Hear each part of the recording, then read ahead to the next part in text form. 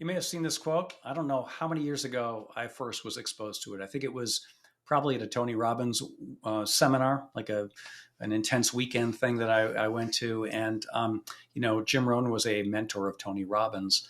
And when I first heard this quote, I'm sure I was in a workshop and wrote it down because it was kind of a cool quote. But as I really experienced it, I realized that it is 100% true that we are the average of the five people we spend the most time with. And you see this play out. I mean, you see that even, let's just think of phases of people's lives.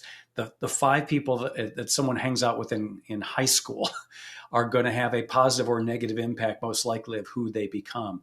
With health and fitness, the five people we surround ourselves with the most are probably going to have an impact, positive or negative, based on those factors. And so this is the time of year that I really ask the question, are the five people that got you here the five that will get you there where you want to go? Where it's a perfect time to reflect at this time of year. So the question is, who's in your future five, right?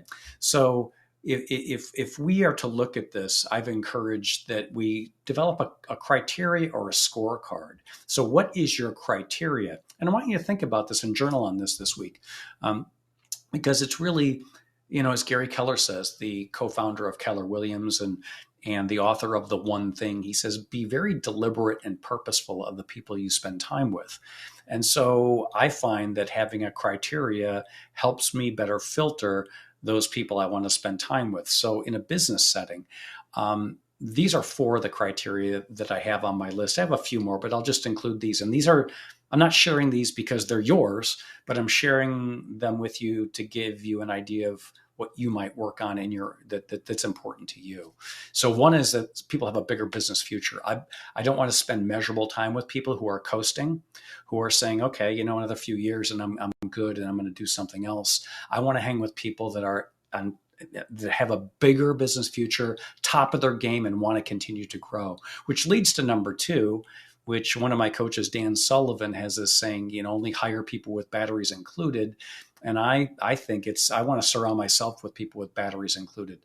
Life is too short to spend time with people without batteries included, which leads to number three is I really want in my five people who have the highest ambition and drive of their career. They clearly want a bigger future and they're bouncing up the walls with energy to have the desire and the commitment to succeed.